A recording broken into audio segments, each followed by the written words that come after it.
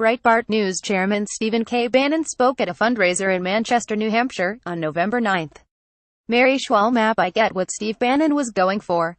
The Bezos-Amazon Washington Post that dropped that dime on Donald Trump is the same Bezos-Amazon Washington Post that dropped the dime this afternoon on Judge Roy Moore, Bannon said Thursday at a fundraiser in New Hampshire, likening the Post's publication of four women's claims that Moore tried to seduce them when they were teenagers to the Post's publication of Trump's Access Hollywood tape. Now is that a coincidence? The Breitbart News chairman continued. That's what I mean when I say opposition party, right? It's purely part of the apparatus of the Democratic Party. Bannon, Trump's former chief strategist, meant to suggest that the media, in general, and the Washington Post, in particular, pursues a liberal agenda, not the truth, and therefore should not be trusted. But the Access Hollywood comparison doesn't really help Moore's case because everything the Post reported about the tape last year was demonstrably true, since, there was a tape. If Bannon was trying to show that the media smears conservatives with specious accusations, he could not have picked a worse example.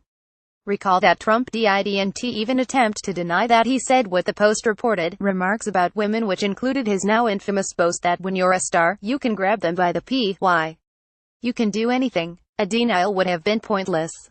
Everyone could hear the words come out of Trump's mouth. Trump instead sought to minimize his comments by claiming the entire conversation with TV host Billy Bush was merely locker room talk and not indicative of his real-life actions. Moore, however, is taking a radically different approach. The Republican candidate for a Senate seat in Alabama asserts that the claims published by the Post are completely false and the very definition of fake news and intentional defamation. So, Moore insists the Post's report about him is false. Trump said the Post's report about him was true but not a big deal. That's not the same thing. It makes little sense for Bannon to cite a previous, true report as evidence that a new report is false.